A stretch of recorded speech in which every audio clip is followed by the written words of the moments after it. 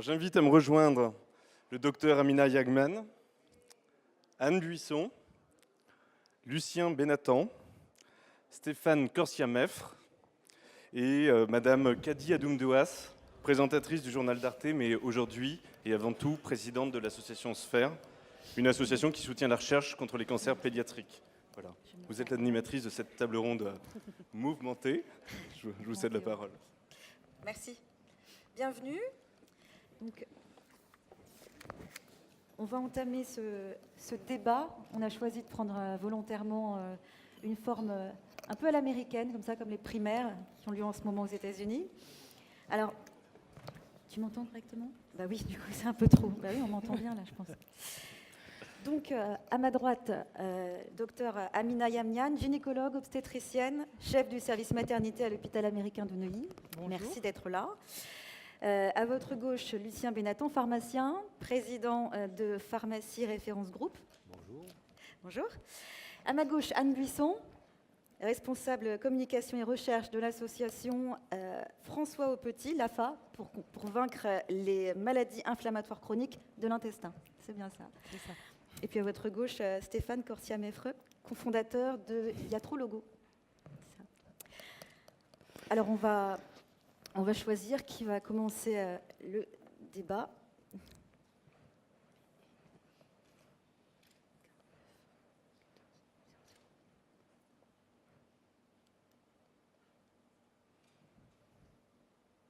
Voilà. Ce sera au camp des praticiens. Alors, une première question pour commencer. Alors, je vous explique, vous aurez donc 3 minutes chacun pour répondre. Je vous pose une question et ensuite, à la fin de votre réponse, je vous laisserai poser une question au camp adverse. Docteur Yagman, pour commencer, est-ce que vous ne pensez pas que la médecine connectée permet de vulgariser le jargon médical pour le malade qui se retrouve plus actif que passif dans le modèle plus académique, j'ai envie de vous dire ? Je ne crois pas que ça permette de vulgariser, non, pas du tout. Je pense que la complexité médicale, elle reste, mais en revanche, l'accès grâce aux connexions en tout genre permet à chacun de se l'approprier. Et comme le niveau intellectuel des individus, et heureusement, ne fait que monter, eh bien, les patients, si je puis dire, si on peut continuer de les appeler comme tels, eux, ils peuvent s'emparer des informations sans aucune difficulté. Ils sont en capacité d'être dans une communication, on va dire, d'égal à égal avec ceux qui sont supposés, comme nous, posséder le savoir. Une question au camp adverse, alors ?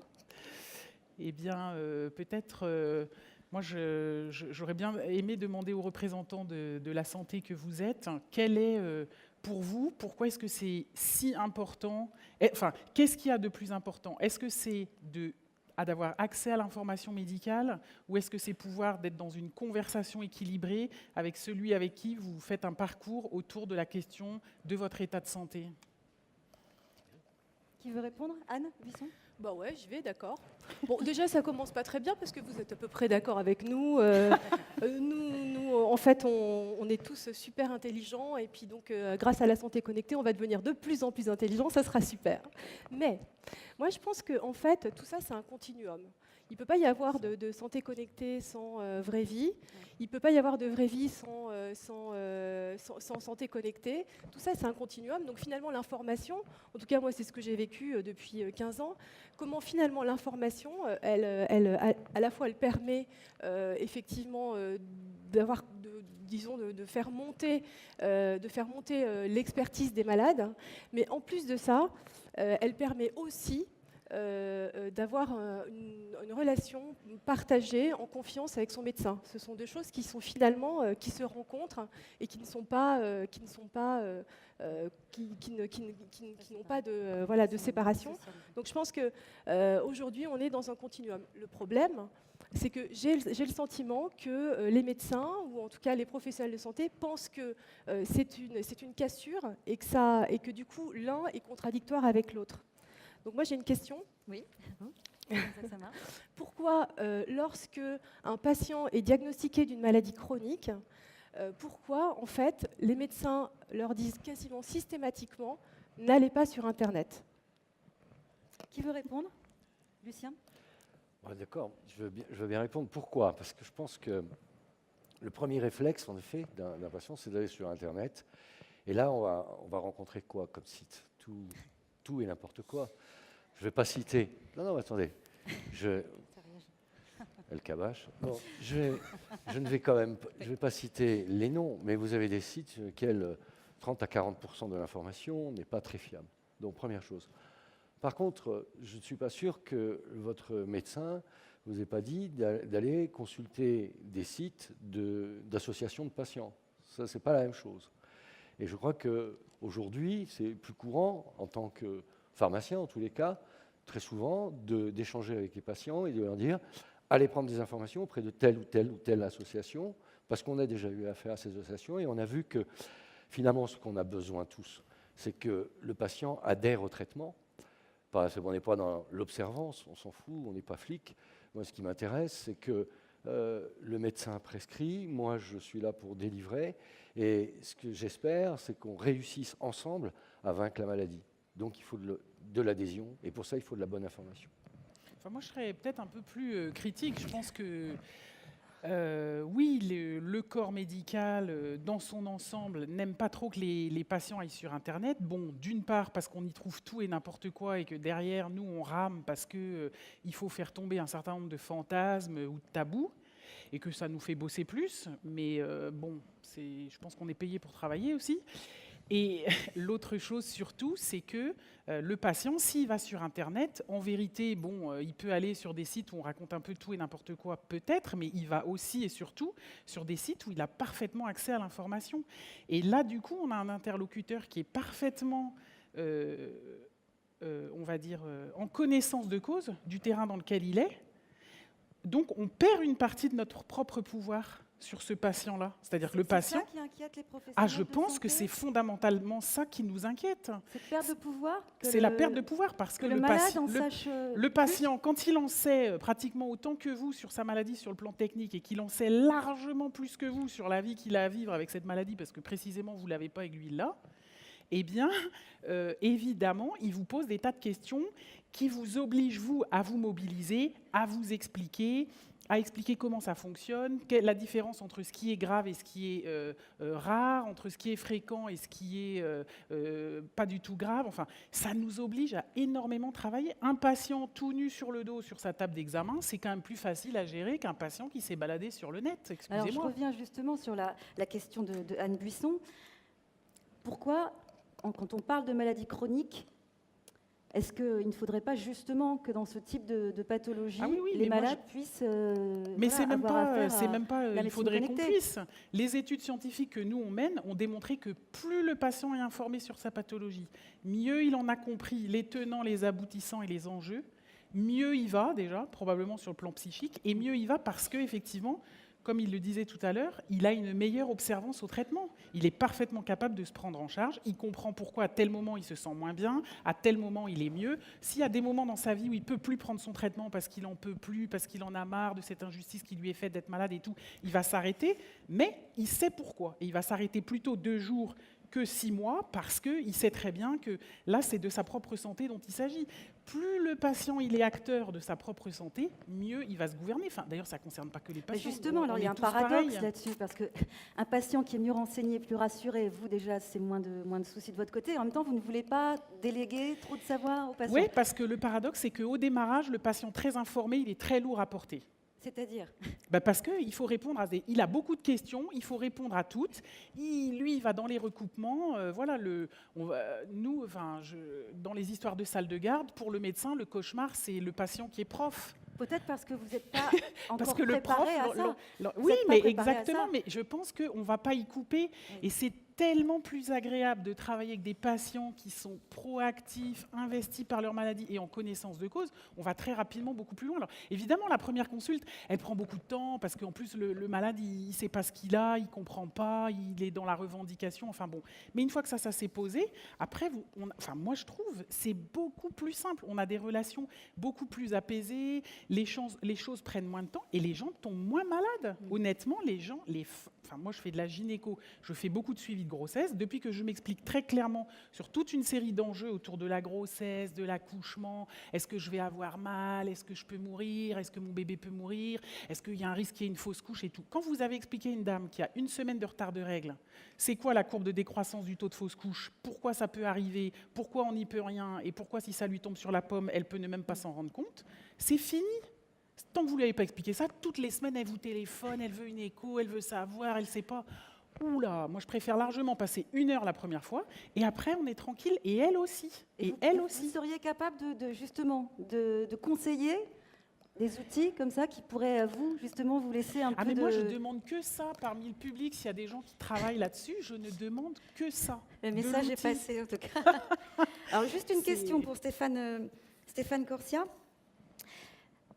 Est-ce que vous estimez que vous êtes suffisamment renseigné sur le stockage de vos données personnelles? Parce que ça, c'est une vraie question qui pose problème, qui est sujet de controverse justement, sur la médecine connectée.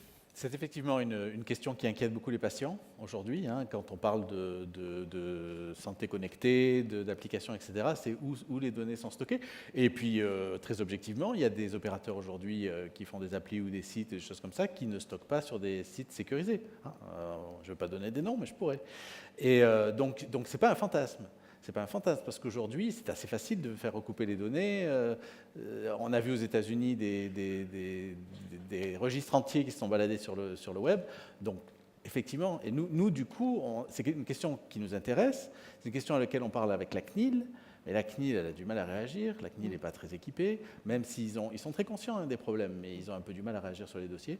Donc, on met un peu la pression sur la CNIL et on met la pression sur les opérateurs pour que ce soit sur des sites, au moins sur des sites sécurisés, agréés santé. Est-ce que vous avez une question pour le camp adverse, pour Lucien Bénatan? Alors, moi, j'ai une question pour le Dr Yamian. Vous allez souvent sur les forums où les mamans parlent? Vous savez de quoi elles parlent? Je vais assez peu, moi, sur les forums, parce que je ne suis pas enceinte et que j'ai pas, en tout cas moi je ne vais pas sur des forums médicaux, je peux aller me renseigner sur d'autres choses où j'ai besoin d'informations. Sur la médecine, je n'ai pas besoin d'informations, mais je survole quand même parce que c'est très très intéressant. Et on voit bien que les femmes enceintes entre elles, quand elles tchatchent, juste elles sont là avec des tas de questions, on va dire, basiques, qu'une mère dans sa symbolique se pose. Comment je fais pour protéger mon enfant? Comment je fais pour le nourrir? Et comment je fais pour être sûr qu'il va bien? Et comment je vais faire au mieux? Et si j'y arrive pas, qu'est-ce que je vais devenir? Alors, est-ce que je peux manger du fromage ou pas? Est-ce que je peux manger du foie gras ou pas? Est-ce que je peux manger des sushis? Moi, est-ce que je peux prendre la voiture? Est-ce que les vibrations, ça peut me donner des fausses couches? Est-ce que je peux voler en avion? Enfin, c'est toujours les mêmes questions. Et c'est des questions qui me paraissent légitimes. Et c'est des questions qui me paraissent parfaitement légitimes. Une question pour Lucien Bénatan. Est-ce que vous seriez favorable, vous, à participer à l'élaboration des produits connectés pour accompagner justement l'élaboration de produits connectés? Bien sûr. On a déjà participé. On est en train de travailler sur... J'ai mon petit truc dans la poche qui me permet de mettre le plan posologique pour savoir si le patient... s'il a envie de suivre son traitement et d'être alerté quand il le faut, ou si, quand il tombe, on peut alerter sa famille. Et voilà, et on est en train de faire évoluer, par exemple, cet objet connecté. Non, bien sûr, au contraire, c'est le rôle des professionnels de santé, mais moi, je suis assez étonné. C'est une question que je vous renvoie à tous les deux, d'ailleurs. Vous me dites sur les datas, alors, je n'ai pas bien compris. Vous n'avez pas envie de les partager? Vous n'avez pas envie qu'elles se baladent partout? Et je crois, ou alors je me trompe, mais le 26 janvier 2016, on nous a pondu un petit texte discrètement. Aujourd'hui, en fait, toutes les données santé patients, c'est un peu comme pour le don d'organes. C'est-à-dire, si vous ne dites pas que vous ne voulez pas qu'elles circulent, elles circuleront. Vous le savez. Là, je n'ai pas entendu les associations de patients dire quoi que ce soit sur ce sujet. C'est un vrai souci qu'on a avec les hôpitaux en général. Les hôpitaux ont compris que la donnée, c'est de l'argent, et donc s'ils peuvent juste se rémunérer sur la donnée... Je m'excuse, mais pourquoi vous ne voulez pas qu'elle circule? Non, on n'a pas dit qu'on ne voulait pas qu'elle circule. Ce qu'on veut, c'est que ce soit sécurisé, et ensuite, ce qu'on voudrait, c'est que ce soit nous qui décidions à qui elles vont et où elles vont. Parce que moi, j'ai aucun problème pour que mon gastro-entérologue sache ce que mon généraliste m'a donné et avec un nutritionniste et des choses comme ça. Par contre, j'ai pas envie que mon psychiatre passe mes données de santé mentale à mon gastro-entérologue, parce que quand même, ou à mon dentiste, hein, par exemple. Voilà. Donc, je veux être maître. Ça aiderait pas du chemin des données. un autre patient, je ne sais pas moi, un autre patient à Marrakech, parce que c'est une ville que j'apprécie, un autre patient à Marrakech, soigné par un autre généraliste à Marrakech, qui a le même cas, quelqu'un qui va chez le gastro, mais aussi chez le pneumo et en même temps chez le psy, et qui regarde tout ça et qui se dit, je ne sais pas comment je vais le traiter. Ah, j'ai un exemple, et tiens, voilà, je vais pouvoir gérer le cas plus facilement. Ce ne serait pas sympa, ça. Je pense que comme pour les bases de biopsie de tumeur, avant de rentrer dans une base de biopsie de tumeur, on signe un consentement éclairé avec une note d'information. Je pense que ça devrait être la même chose pour les données de santé. Mais là, c'est sorti, mais personne n'a rien dit. Je peux compléter ou pas? Ah, bien sûr, allez-y, Anne. Moi, ce que je pense, c'est que finalement, les données, c'est important qu'elles circulent. Mais effectivement, il faut savoir où est-ce qu'elles circulent et à quoi elles servent. En fait, c'est quoi la fin de l'utilisation d'une donnée? Je pense que les patients sont tous motivés pour, par exemple, mettre leurs données en commun, si c'est pour faire avancer la recherche, si c'est pour accélérer la recherche, si c'est pour améliorer la qualité de vie. Et si ce n'est pas une donnée mercantile. Donc je pense qu'il y a une différence, et je pense que cette différence, elle est énorme. Aujourd'hui, par exemple, les associations de patients, il y en a quelques-unes, qui se sont vraiment impliquées dans les données, dans le fait de pouvoir avoir des données et de pouvoir s'en servir et les utiliser à des fins qui sont des fins de recherche, par exemple, de recherche observationnelle, etc., qui font vraiment avancer la connaissance sur la maladie. Et je crois que de ce point de vue-là, les patients sont prêts à s'impliquer de façon forte. Bon, mais aujourd'hui, en l'état, les données observationnelles a posteriori, elles sont utilisées. Alors évidemment, dans un moins grand, l'ordre de grandeur est moins grand parce qu'on est encore à l'époque de Gutenberg, mais enfin, ne vous inquiétez pas que les données sur les maladies chroniques, moi j'ai été interne des hôpitaux, on vous sort 500 dossiers tous les 6 mois pour faire des études, nul n'était informé jusque maintenant. Toutes les études scientifiques aujourd'hui rassemblées depuis la nuit des temps sur les malades, ce ne sont que des études médicales observationnelles sur des dossiers fermés dont le patient n'a aucune idée que ça ait existé. Donc c'est pas un truc ni qui est nouveau, ni voilà. La seule chose, c'est que ce qui est nouveau, c'est que je crois que les patients ont envie en fait de savoir à quelle fin elles sont utilisées et ont envie aussi de savoir quels sont les résultats de ces études. C'est très important de savoir effectivement, parce que vous savez, les résultats d'études, on les trouve beaucoup dans les congrès, on est beaucoup dans l'entre-soi entre médecins, et il y a des publications, et les patients n'ont absolument pas accès à ce type de publications. Il faut qu'il y ait dans les associations des gens qui soient diligentés dans les congrès scientifiques pour pouvoir tirer la subscientifique moelle de l'amélioration des connaissances d'une maladie. C'est pas normal. Donc, quand on fait des études avec des données des patients, ce qui est normal, c'est de pouvoir leur en donner les résultats et de savoir si effectivement ça a fait avancer positivement la recherche. Mais je suis d'accord, mais ce que je veux dire, c'est que... Amina, est-ce que justement, ce n'est pas le corps médical qui est très défiant envers les changements, qui veut garder, vous l'avez dit tout à l'heure, hein, qui veut absolument garder le pouvoir, comme vous l'avez dit, et qui est réticent à faire une passerelle avec le malade, qui pourrait être bénéfique pour les deux, comme vous le disiez tout à l'heure? Oui, mais en l'occurrence, bien sûr, ça c'est parfaitement vrai, mais sur la question de la data et ce qu'on va en faire supposément dans le dos du patient, c'est une question que les patients se posent aujourd'hui parce qu'ils ont pris la mesure qu'il y avait beaucoup de data à disposition et parce que c'est devenu un objet qui est commercialisable et qui est monnayable parce qu'il y a des boîtes qui vont nous sortir des outils de qualité. Mais je dis simplement qu'il ne faut pas faire semblant et se mettre la tête dans la terre. Ça existe depuis toujours et ça a toujours existé. Aucune boîte qui ici nous subventionne n'a sorti ni des vaccins ni rien du tout sans utiliser les données de patients. Les patients n'ont jamais demandé à savoir, ça les a jamais effleurés jusqu'aujourd'hui. Et je dis que c'est quelque chose qui existe depuis longtemps. Et aujourd'hui, par exemple, l'association que vous êtes, personne ne vous empêche d'aller aux Journées nationales de gastro-entérologie de médecine. Je suis sûr qu'ils seront ravis de vous avoir avec eux. Et en effet, ils pourront être ravis d'échanger les données. Mais jusque maintenant, de fait, non plus dans la tête des médecins, ce n'était dans l'air du temps d'échanger les données. Mais par contre, la question du volume qu'on est capable de brasser et la quantité de données qu'on peut actuellement appareiller, enfin travailler dans des temps courts précisément grâce à l'informatique, fait que le phénomène a une ampleur toute particulière, mais ça existe depuis très très longtemps, cette question. Enfin, personne ne nous empêche, mais en tout cas dans les congrès scientifiques à l'heure actuelle, l'entrée est payante au prix fort pour les patients. À aucun moment les congrès sont patient included, comme on le dit si bien aujourd'hui, c'est-à-dire que les patients ne sont absolument pas intégrés au congrès scientifique. C'est-à-dire qu'il faut quand même se débrouiller soi-même tout seul avec ses petits moyens pour pouvoir avoir accès à l'information. C'est tout ce que je dis. Aujourd'hui, à l'heure de l'information où on dit qu'elle circule tant que ça, la réalité, c'est aussi qu'on reste encore dans des mondes qui sont cloisonnés, alors qu'il serait utile d'avoir une information sur, par exemple, l'avancée des recherches. Donc je crois qu'il y a aussi aujourd'hui un aspect assez contradictoire, il y a une résistance, et il y a encore des cloisonnements qui sont faits.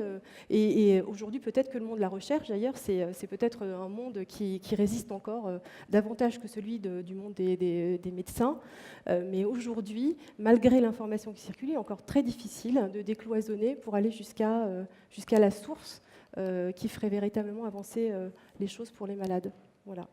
Stéphane Corsia, comment vous expliquez qu'aux États-Unis ou en Angleterre, ce soit plus simple d'aller vers ce type de médecine, la e-santé, plutôt qu'en France, justement? Ces réticences, vous les expliquez comment? En général, au-delà de la donnée, Bien sûr. en général, l'élément principal du système américain, c'est que les patients paient de leur poche.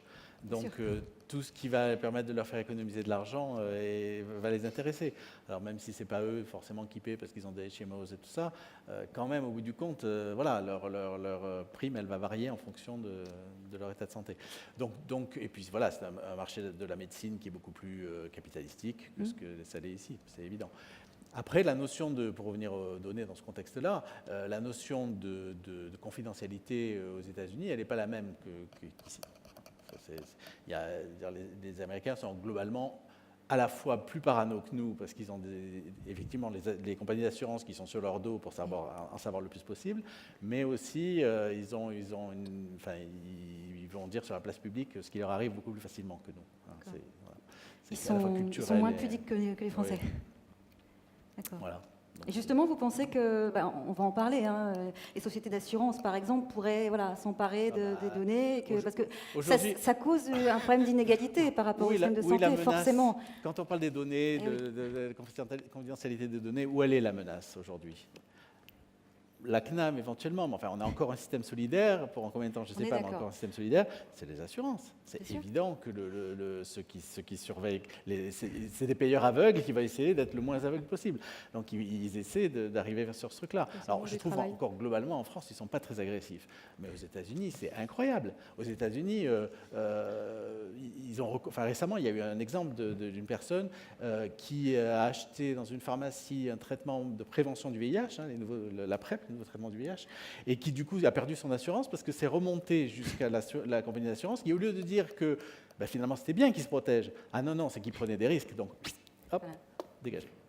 C'est là quand même tout le risque, et là pour le coup on comprend l'argument des détracteurs de la e-santé, c'est ce risque-là, c'est ce qui prend aussi. Je ne crois pas que ce soit des détracteurs de la e-santé. Je crois que c'est la multiplication des acteurs qui manipulent de la donnée qui est dangereux, parce que si aujourd'hui la CNAM récupère mes données, les conséquences, je veux dire. Je ne sais pas si vous avez déjà essayé de faire une requête auprès de la CNAM pour avoir des données statistiques, c'est tellement compliqué et long qu'à mon avis, il ne la maîtrise pas bien la donnée. Donc il y a peu de danger qu'elle diffuse. Mais après, si on multiplie plein de petits opérateurs qui récupèrent de la donnée, que ce soit les réseaux sociaux pour patients privés, les gens qui ont des applis qui récupèrent de la donnée, voilà, tout ça, c'est plus difficile à contrôler, donc le risque de fuite est plus élevé. Alors, vous l'avez dit tout à l'heure, Anne, ça n'est pas incompatible, au contraire, il faut de toute façon, ça ne remplace pas les médecins, heureusement, évidemment. Docteur Yamnian, comment est-ce que vous expliquez que les étudiants en médecine ne soient pas plus formés dans leur cursus, parce que c'est là que ça se joue, à travailler en accompagnement avec la e-santé. En tout cas, ils vont travailler ensemble. C'est une question de... Voilà, la prochaine génération de médecins va devoir faire avec. Oui, et c'est parce qu'aujourd'hui, ceux qui enseignent dans les facultés de médecine ne sont pas plus formés. Vous ne pouvez distiller comme savoir que ce que vous possédez. Sûr. Donc moi, je n'ai jamais appris la e-santé, je ne sais pas faire, je ne sais pas où aller me former sur ce sujet, je suis bien incapable de former quelqu'un qui a 20 ans de moins que moi sur la question. Donc aujourd'hui, moi, si je donne cours, c'est dans une organisation très hippocratienne. Je suis à mon pupitre, je distille le savoir et je m'en vais. Alors, toujours les anglo-saxons,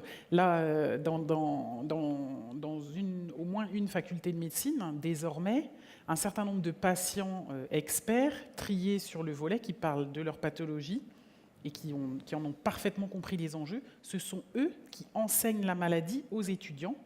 Et celui qui pilote les échanges est l'enseignant spécialiste de la pathologie. Donc on a complètement inversé le système. Alors pour l'instant, ça se fait dans un système déconnecté, c'est de vis-à-vis et physiquement présent, mais on voit bien qu'effectivement, ça va commencer. Mais tant que les enseignants ne seront pas eux-mêmes enseignés sur la question, il va y avoir du délai. C'est pas demain. Lucien Benatton, justement, on en a parlé tout à l'heure avec Stéphane Corsia. Est-ce que le sujet de controverse autour de la e-santé, ce n'est pas ce flou, en fait, sur le cadre légal on a l'impression qu'il y a une espèce de flou juridique, de flou légal autour de ça. Est-ce que c'est pas de là d'où vient le problème ? Aujourd'hui, on va se résumer. On a des objets connectés qui balancent des données à des patients ou pas, d'ailleurs, des gens qui s'ignorent. On a des médecins qui sont aveugles sur les données de santé, qui n'ont pas toutes les données de santé. Je parle du médecin de ville, et après il y en a l'hôpital qui dispose lui-même de ses propres données, puis il y a le laboratoire de biologie qui dispose de ses données, puis il y a le patient qui dispose de ses propres données, soit parce qu'il a un peu fouillé, il a récupéré, ou il est allé sur Internet, il en a d'autres encore. Donc voilà, tout ça arrive à la pharmacie, lui il a aussi des données, il a un dossier patient qui a été mis en place. Alors, j'ai entendu dire que 50% des patients n'ont pas donné leur accord. En réalité, c'est 15%, mais bon, peu importe. Les chiffres, peu importe. Mais les patients qui ont donné ou pas donné, il y a un dossier pharmaceutique, donc c'est formidable. On apprend qu'on va dépenser pour la 3e fois 500 millions pour sortir le dossier médical partagé, ou DMP. Bon, OK.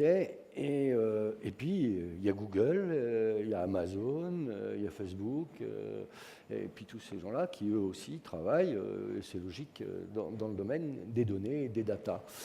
Alors, là-dessus, vous avez... Enfin, moi, je suis assez critique. Vous n'avez pas de politique de santé dans ce pays. On est systématiquement dans le soin. Ça, on soigne très bien et on rembourse très bien. Mais une fois qu'on est malade. Mais avant, alors là, on préfère rembourser les vaccins pour les vaches, mais les vaccins pour les enfants ne sont pas remboursés. Donc, je me faisais la réflexion dans mon officine. Ce qui pose des problèmes, d'ailleurs, parce que vous avez des mamans qui ne peuvent pas acheter certains vaccins, clairement. Bon. Mais... donc la prévention, il n'y a pas de politique de prévention et il n'y a pas non plus de politique d'e-santé. C'est-à-dire que nous, professionnels de santé, on ne sait pas sur quelle base de données il va falloir aller demain ou même aujourd'hui. Patients, je suppose, je vous pose la question, vous, savez-vous sur quelle base de données vous allez vous fier demain? Ou en tous les cas, avez-vous envie que toutes les données dont vous disposez soient collectées à un endroit et où? Qui veut répondre ? Moi, je veux bien répondre, mais si vous voulez, en fait, à un moment donné, le débat sur la donnée, c'est bien, mais je crois qu'il faut aussi un peu élargir le débat.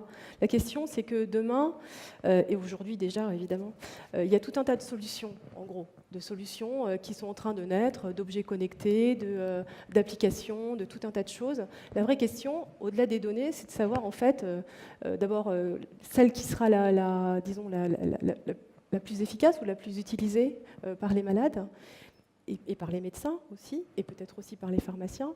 Et puis, c'est aussi la question qui sera celle qui sera la plus durable. C'est-à-dire qu'aujourd'hui, on voit bien qu'il y a tout un tas de solutions, et puis qu'en termes de pérennité, c'est compliqué. Moi, ce que je pense, c'est que la e-santé, je le disais tout à l'heure, c'est quelque chose qui est pris dans quelque chose qui est plus général de l'accompagnement des patients, comme de ceux des médecins d'ailleurs. C'est-à-dire que ce ne sont que des outils, je crois qu'il faut vraiment être clair là-dessus, ce ne sont que des outils qui seront finalement pris dans un dispositif plus large et qui permettra finalement d'avancer sur l'amélioration du parcours de soins, etc. Et ce que je trouve, c'est qu'on est toujours focalisé sur un outil, sur une application, en se disant voilà, c'est the solution. La réalité, c'est qu'il faut que tout le monde, en fait, pense plus large, pense parcours de soins, pense amélioration de la prise en charge des maladies chroniques en général, avec effectivement une avancée qui soit une avancée vers les médecins, parce que la réalité quand même, c'est que les patients ont été beaucoup plus vite sur la e-santé que les médecins. Et ce n'est pas du tout un reproche, mais c'est une réalité. Et je crois que si les patients sont prêts à s'engager dans la e-santé, il y a encore beaucoup de choses à faire, mais aussi du point de vue du ministère, du gouvernement, etc. Il y a des choses qui sont à mettre en place. On parlait tout à l'heure de comment aujourd'hui les machines de tiers payants, c'est le bazar intégral. Moi-même, ma gynéco, quand je vais chez elle, me donne une feuille de soins à l'heure du tiers payant. Elle n'a même pas de machine pour de la carte vitale et un dossier papier.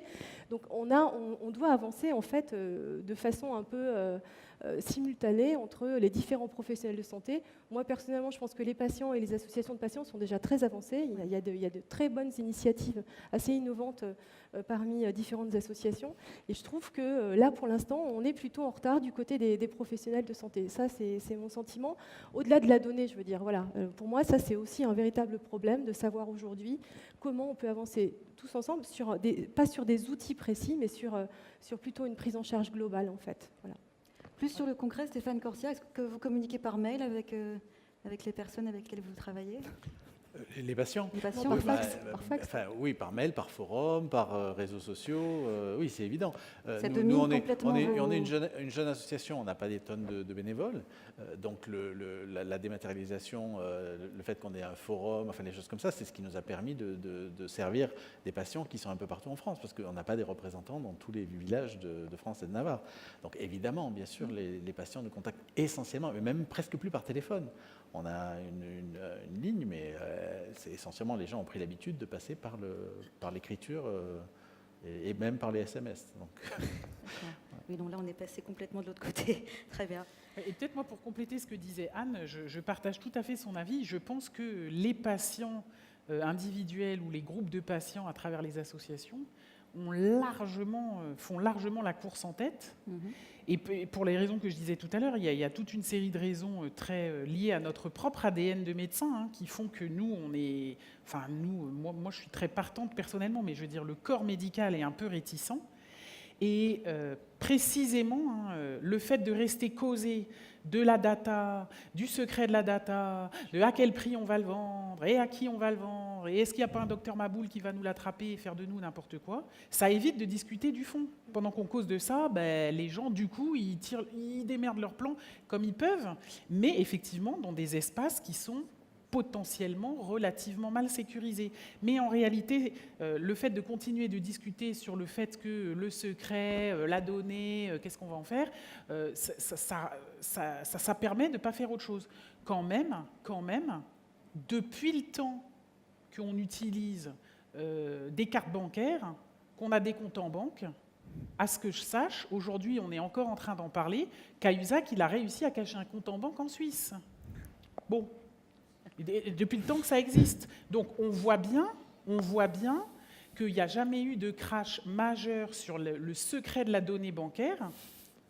Jérôme Kerviel, il paraît qu'il a pu braquer je ne sais combien de milliards, ça me dépasse sans que personne s'en rende compte. Goldman Sachs, pareil. Et nous, on vient là dire « Ah ouais, mais moi, mon cancer du sein, j'ai pas envie trop que ça se sache parce que j'ai peur qu'on me retire l'assurance habitation pour ma baraque. » Bon, il faut rester raisonnable un moment. Bien sûr, ça peut arriver.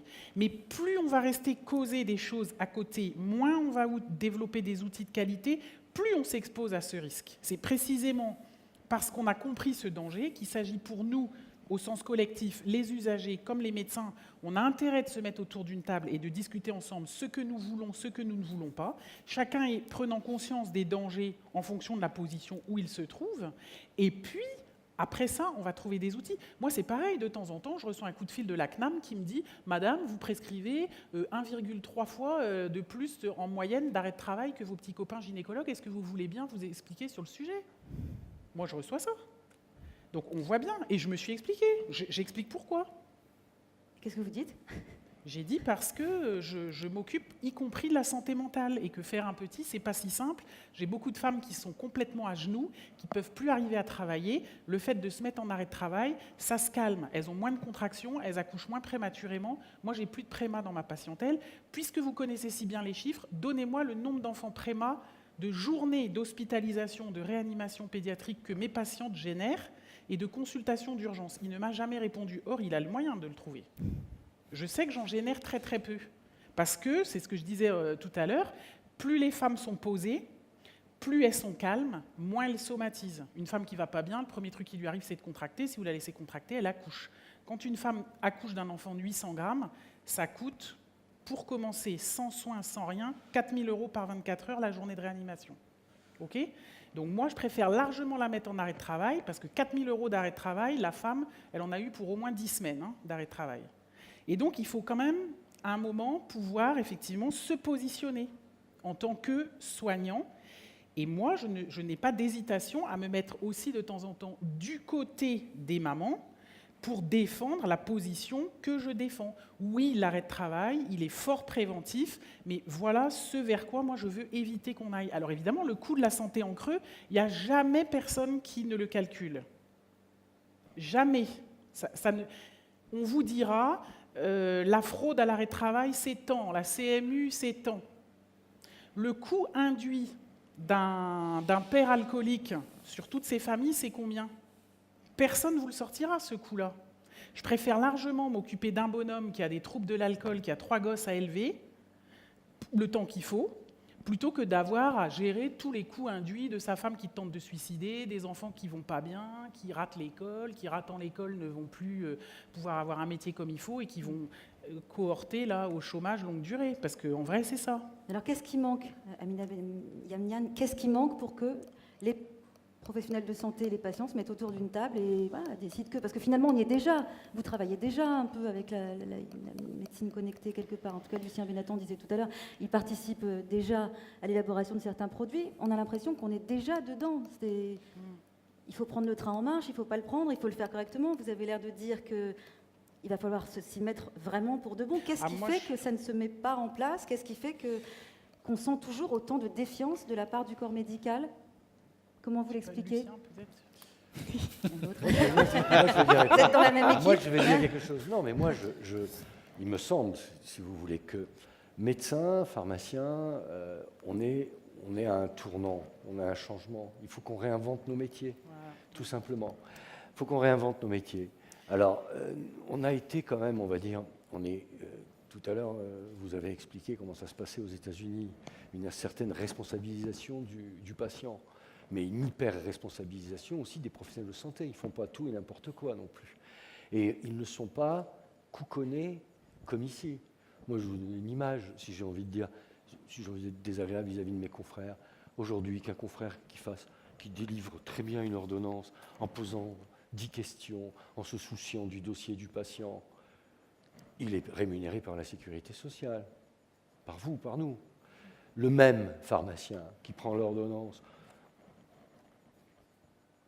qui pose les boîtes, qui parle avec la voisine, qui met ça dans un sachet, et tu t'en vas, tu rentres à la maison pour prendre tes comprimés. Le pharmacien fait son tiers payant, il est rémunéré de la même façon pour la sécurité sociale. Vous avez juste le choix de ne pas revenir chez lui, c'est tout. D'accord ? On est bien d'accord. Donc, on est les uns et les autres hyper couconnés. Nous, les pharmaciens, on a fait des propres développements, on a été les premiers à s'informatiser, on était les premiers à mettre... Bon, mais on n'a pas le droit de communiquer, on n'a pas le droit d'avoir de site internet, on n'a pas le droit d'être sur les réseaux sociaux, on n'a pas le droit de faire ceci, on n'a pas le droit. Parce qu'on a un code de déontologie qui date de 1945. Bon. Et les médecins, quand on leur dit il faut quand même s'informatiser, ils disent je veux bien le faire, mais combien ? Eh bien, c'est bien vrai. À chaque fois, il y a besoin d'une subvention pour faire évoluer. Ça rentre dans le jeu des négociations. Donc, moi, ça me fait plaisir de voir des patients qui avancent comme ça, parce qu'ils vont obliger les professionnels de santé à se mettre, non pas au goût du jour, mais à s'organiser pour ça. De fait, le parcours de soins va évoluer, l'interprofessionnalité va se mettre en place obligatoirement, les patients seront automatiquement impliqués dans l'organisation de tout ça, parce que finalement, objet connecté ou pas, tout ça, cette technologie va nous obliger à la réorganisation, voilà, et ça sera dans l'intérêt des patients, et donc tant mieux. Parce que je suis peut-être professionnel de santé, mais je peux devenir patient un jour. C'est pas incompatible. Moi, ce que je partage avec Lucien comme analyse, c'est que pourquoi est-ce que ça avance pas? Ça avance pas parce qu'il va falloir se réinventer, mais cul par-dessus tête. Et que ça, c'est pas une histoire de paresseux. C'est beaucoup plus simple de faire comme avant que de changer. On est d'accord. Moi, honnêtement, je suis comme votre gynécologue. Remplir une feuille de soins, pour moi, encore aujourd'hui, c'est beaucoup plus simple que de passer la carte vitale. Une fois sur deux, alors y a-t-il un accès spécifique au médecin traitant? Et ça bug. Alors oui, alors ont-ils déclaré le médecin traitant? Vous avez déclaré votre médecin traitant? Ah, je sais plus, alors je ne sais pas. Ah oui, mais comme c'est spécifique, allez, ça rebug et tout. Non, mais franchement, ma petite feuille marron signée en bas de la page, c'est tellement plus pratique pour moi. Vous êtes hermétique à ce type de Non, mais progrès? je ne suis pas du tout hermétique. Je l'ai fait, les feuilles de... Non, mais je l'ai fait, les feuilles de soins électroniques. Ah. Je l'ai fait parce que je pense qu'on ne va pas rester comme ça, bloqué éternellement avec des vieilles histoires. Et qu'on ne peut pas à la fois, comme moi, ne pas voter écolo et utiliser des feuilles de papier, faire abattre les arbres. À un moment, il faut se choisir. Mais ce que je veux dire simplement, c'est que c'est quand même fastidieux. C'est fastidieux. Alors ça veut dire qu'il faut un accompagnement. Ça veut dire qu'il faut que le corps médical soit... Non, mais c'est fastidieux au sens où ça nous demande une très grande mobilisation. Moi, j'ai un logiciel de dossier informatisé à mon cabinet. Oui. Je travaille aussi à l'hôpital. La patiente, des fois, vient me voir à l'hôpital, des fois, elle vient au cabinet.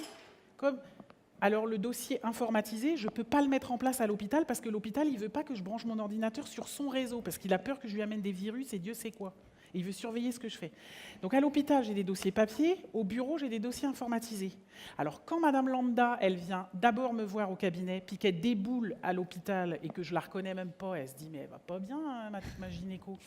Ah oui, vous m'avez raconté ça. Ah, on s'est vu la semaine dernière, bon, excusez-moi. Attendez, alors j'appelle ma secrétaire. Est-ce que vous voulez pas me faxer le contenu du dossier? Ah oui, mais je l'ai pas, docteur, parce que j'ai pas votre mot de passe, vous avez fermé l'ordinateur en partant. Parce que bien sûr, la secrétaire n'est pas connectée, parce que ce serait trop simple, parce que gna gna gna gna. Bon. Et donc, non, mais là, Vous ça êtes prend en des train de me plombes. dire que c'est un problème logistique, en gros. Oui, mais c'est une sacrée logistique. Non, mais j'entends bien. Je viens de décider de tout informatiser parce que j'en peux plus. Ça m'a coûté 9 000 €.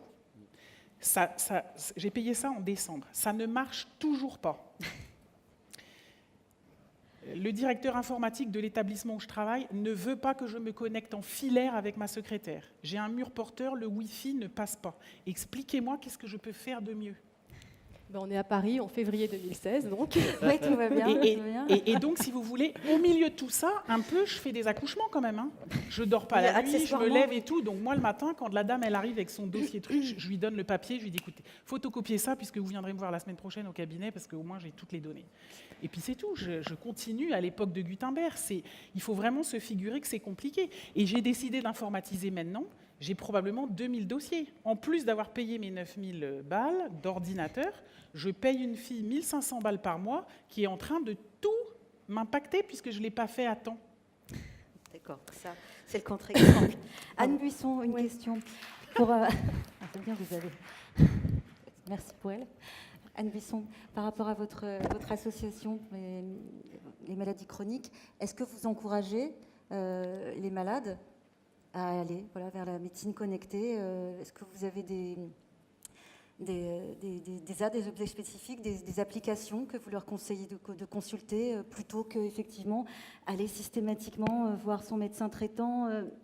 Ces objets, ces applications qui ont finalement vocation à rassurer plus qu'autre chose. C'est vraiment du confort ou c'est...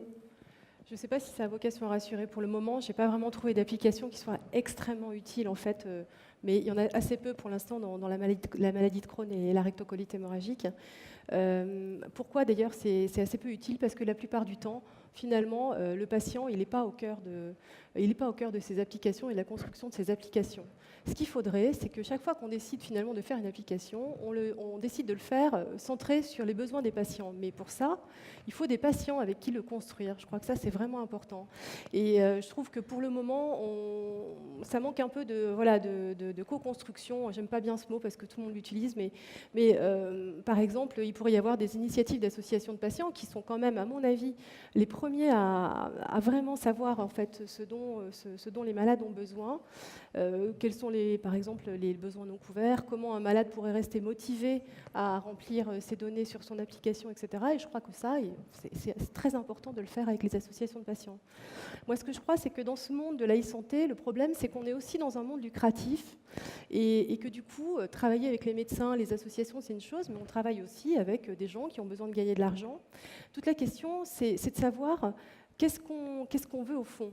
Est-ce qu'on veut gagner de l'argent en faisant une application, c'est-à-dire avoir le budget, payer des gens et des professionnels pour avoir une application ou avoir un objet connecté, et puis finalement, au résultat des courses, au bout d'un an, l'application ou l'objet connecté ne marche plus, ou en tout cas n'est plus utilisé, ou est-ce qu'on veut vraiment quelque chose qui marche pour le patient longtemps et qui soit bénéfique à la prise en charge. Donc je crois que ça, il faut vraiment poser cette question-là. Moi, je trouve que pour le moment, dans le paysage aujourd'hui de ce qui existe, j'ai pas vu réellement des choses que je trouvais très très utiles pour le patient. Donc je crois qu'il faut vraiment construire avec les patients. Ça, c'est le premier message. Le deuxième, c'est que les associations de patients peuvent être aussi des vecteurs pédagogues, entre guillemets, de comment utiliser une application, comment utiliser un objet connecté. Donc ça, c'est vraiment important. Je pense que les associations ont leur place. Et puis, évidemment, les associations ont leur place dans l'évaluation, finalement, de ces solutions, puisqu'elles peuvent, effectivement, comme par exemple la Fédération du diabète, des diabétiques l'a proposé, de faire ce qu'on appelle le Diab Lab, c'est-à-dire que finalement, à travers des patients qui souhaitent s'impliquer dans l'évaluation de ces solutions, eh bien, on fabrique un système pour pouvoir les évaluer, savoir si effectivement elles sont utilisées et si éventuellement on peut aussi les améliorer avec l'avis des patients. Donc je crois que l'association, elle a vraiment un rôle à jouer effectivement dans la construction et dans la pérennisation et aussi dans l'utilisation de ces solutions digitales. Stéphane Corsia, vous utilisez beaucoup aussi la médecine connectée. Est-ce que vous avez des conseils? Est-ce que vous avez tendance à encourager justement vos patients pour avoir un suivi tel que cela, même si c'est les balbutiements, on l'a dit tout à l'heure? Est-ce que certaines applications sont selon vous déjà fiables? Nous, alors dans le cadre du cancer colorectal, moi je dirais les deux applications les plus utilisées par les patients aujourd'hui dans le cadre de leur maladie, c'est Facebook. C'est une application, mais elle n'a pas été développée pour ça, mais c'est celle que les gens utilisent pour dialoguer entre eux. Et c'est Toilet Finder, c'est l'application pour trouver les toilettes les plus proches. Parce que comme dans le cadre des Mickey, le problème principal au long cours du cancer colorectal, c'est l'autonomie. Et donc trouver des toilettes propres, gratuites à proximité, c'est un service inestimable. Donc ces deux applis-là, elles marchent très bien. Après, on vient régulièrement nous voir avec des applications sur la chimiothérapie, pour tenir son dossier médical, pour pouvoir le partager avec des médecins. Voilà, des choses comme ça. Dans le cancer colorectal, on n'est pas non plus submergé de propositions. Mais bon, l'application de chimiothérapie, on s'en sert une fois et puis c'est tellement long, on passe à autre chose. Le dossier médical partagé sur mon téléphone, genre, c'est pas à moi de rentrer mes données de santé non plus. Enfin, je ne vais pas faire secrétaire médical. Voilà. Donc, finalement, il y a peu d'applications utiles. Mais c'est parce que les besoins vitaux, d'une certaine manière, sont déjà occupés par des applications de type Facebook ou WhatsApp pour communiquer avec mon médecin, envoyer des clichés, des machins. Voilà. Donc c'est pas celle-là. Enfin, il y a des applications généralistes qui marchent très bien pour la santé, même si elles ne sont pas bien sécurisées, on le sait bien, mais on fait attention. Et puis sinon, je trouve que ce qu'on nous propose globalement, c'est pas c'est gadget, quoi. Ça reste encore aujourd'hui gadget, et pour moi, c'est le principal frein aujourd'hui à l'adoption de la santé mobile en France et aux États-Unis, c'est pareil, c'est qu'il y a une profusion d'offres, de choses qu'au mieux on télécharge par curiosité, on s'en sert une fois, deux fois, puis comme on a une mémoire limitée sur notre téléphone parce qu'on n'a pas investi sur un C64 mais un 32, on l'enlève pour mettre de la musique, quoi. Ça veut dire quoi? Ça veut dire qu'il manque un gendarme de ces applications, quelqu'un qui fasse le tri un petit peu? Nous, on fait un peu le tri. Enfin, en tout cas, ça nous arrive de faire des papiers. Parce que n'importe qui peut faire une application sur n'importe quoi. Il manque surtout de gens qui viennent voir les patients et qui leur disent, bon, de quoi vous avez besoin? Quels sont vos problèmes, vos besoins aujourd'hui? Et quels sont ceux qui peuvent être résolus par une application mobile? Parce qu'après, il y a d'autres besoins. Mais il y aurait des choses assez simples, pour nous, en tout cas, sur le plan nutritionnel, des choses comme ça. Qu'est-ce que vous proposez, vous, par exemple? Nous, enfin, des choses très simples, par exemple, c'est un petit journal nutritionnel avec les aliments qui font mal, c'est-à-dire qui nous amènent directement aux toilettes dans les 5 minutes qui suivent, et c'est variable d'un patient à l'autre, et donc simplement de les photographier, par exemple, et après d'essayer avec une nutritionniste de voir les familles d'aliments, parce que moi je connais les familles d'aliments, mais il y a plein de patients qui ne savent pas si une lentille c'est un féculent, ou une lentille c'est un légume, ou une lentille c'est une crudité, enfin... Voilà, donc essayer de voir un peu avec eux, voilà, des choses comme ça. Simple, hein, simple. Mais bon, voilà, il y a un certain besoin. Mais il y a plein de besoins qui sont déjà... Enfin, je veux dire, pour les gens qui ont une poche de stomie, hein, une induction artificielle, il y a plein de vidéos sur YouTube qui montrent comment s'en occuper et tout. Hein, donc, pourquoi le refaire? Non, nous, on indique, allez voir ça, et puis voilà. Et puis ça a été fait par quelqu'un d'autre pour autre chose. Mais Ouais, donc on y est déjà. On y est déjà, et moi j'avais justement envie de poser une question aux pharmaciens, si ça vous ennuie pas. Allez-y, justement, j'allais vous proposer. On est effectivement dans un marché un peu lucratif. On sait que demain, par exemple, le pharmacien, ce sera un peu le prescripteur aussi des solutions. On le sait parce que ça arrive maintenant de plus en plus. Moi, ce que je voudrais savoir, c'est, pour le pharmacien, est-ce que finalement ces solutions, c'est pour vous un service patient ou un marché lucratif? Non, vous voulez me faire dire que je vais... On va enlever le micro. Non, vous voulez me faire dire que je vais travailler gratuitement? Non, je plaisante, mais c'est pas une histoire de marché lucratif ou pas. Je veux dire, demain, le rôle du pharmacien, c'est quoi? Il a le choix, je l'ai dit tout à l'heure, il doit prendre des virages. Un virage aujourd'hui, soit il est logisticien, distributeur, soit il est acteur de santé et il s'implique dans ce qu'on appelle le parcours de soins et le parcours de santé. Bon, donc... Vous serez payé pour être accompagnateur? Mais on est déjà payé aujourd'hui pour faire des entretiens pharmaceutiques. Vous savez qu'on est payé aujourd'hui pour faire des entretiens pharmaceutiques, pour suivre l'asthme ou les gens qui sont sous traitement d'antivitamine K. Bien, on sait que, et on a démontré que ces entretiens ont finalement permis à la sécurité sociale de faire des économies. Pourquoi? Parce qu'il y a eu une meilleure observance, etc.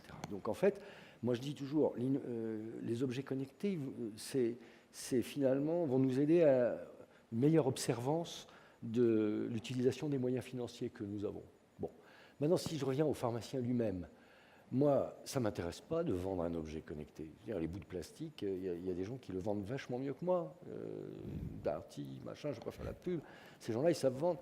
Moi, ce qui m'intéresse aujourd'hui, et c'est ce que me demandent les patients, ils me demandent à ce que je leur propose des solutions à leurs problèmes de santé, des solutions santé.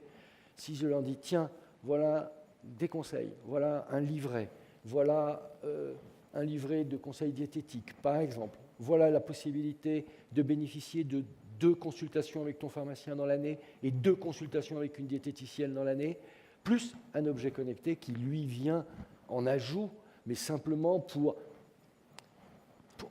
j'allais dire, pouvoir échanger plus facilement avec lui et régulièrement. Voilà, ça s'appelle une solution santé. Est-ce que ça, c'est payant? Mais bien sûr que c'est payant. Est-ce que c'est lucratif? Mais voilà, si la pharmacie n'était pas un commerce, ça se saurait, d'accord? Et si, pareil, est-ce qu'une opération c'est lucratif ou est-ce que moi ce qui m'intéresse c'est de savoir est-ce que la santé c'est une dépense ou est-ce que c'est un coût, est-ce que c'est un investissement? C'est la vraie question. En tout cas, moi je pense qu'effectivement les seules applis qui seront pérennes, c'est les applis où précisément on va être interfacé, l'usager avec le soignant. Les autres applis, ça n'a, à mon sens, aucune vertu si ce n'est la gadgetisation. En tout cas, moi, les patientes que je reçois au cabinet, bon, c'est une façon que j'ai de travailler, mais elles me posent beaucoup de questions. Elles ont beaucoup de questions. Je sais mener une consultation de gynéco pour empêcher que la femme pose la moindre question. Je sais faire. Je suis comme lui, ça ne m'intéresse pas. Franchement, ça ne m'intéresse pas. Si j'avais fait ça, je serais partie véler les vaches. Moi, je suis née à Brest, il y avait de quoi faire dans ce monde d'agronomie. Je veux dire, moi, ça ne m'intéresse pas du tout, cette médecine-là. Mais pas du tout, du tout, du tout. Bon, il y a des femmes qui n'ont pas envie de causer, moi, je les comprends. Clic-clac, on fait leur frottis, elles s'en vont, terminé. Bon, parfait, si ça leur va. Moi, ça ne me dérange pas.